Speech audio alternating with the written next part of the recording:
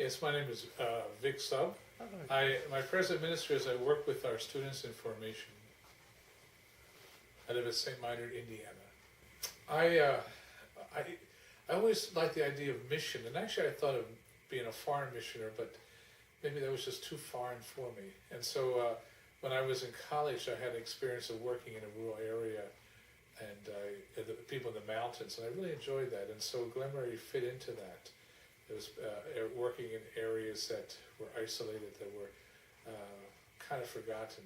And so Glenmary has has given me opportunities to work with people that are on the margin of society in many ways. Well, I became a priest after a lot of reflection, and after looking at a lot of different communities. I choose Glenmary because I felt really a desire to work in rural America in the small towns. Actually, I had a dream of working in Appalachia, and but I became a priest by many years of study, really. I had a couple of detours in my journey to priesthood, and so it took me about 7 years.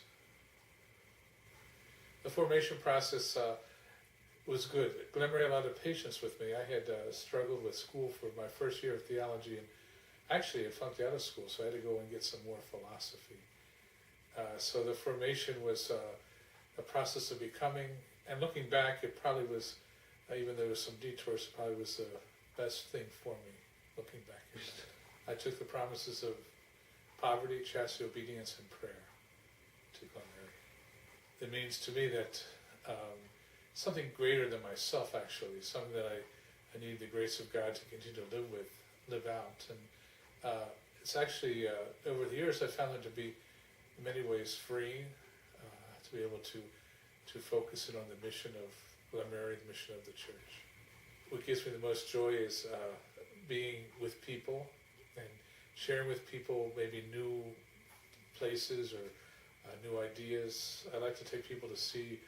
I like to be kind of a travel guide in some respects, but in traveling with people, it's not just physically, but it's also walking with them in their lives and trying to understand their lives.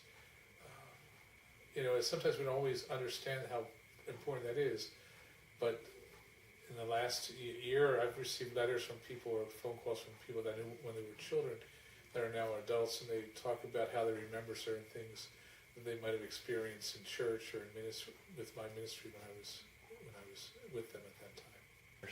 I think a person that was wanting to be with people to serve. Service is so important. I think that is very necessary.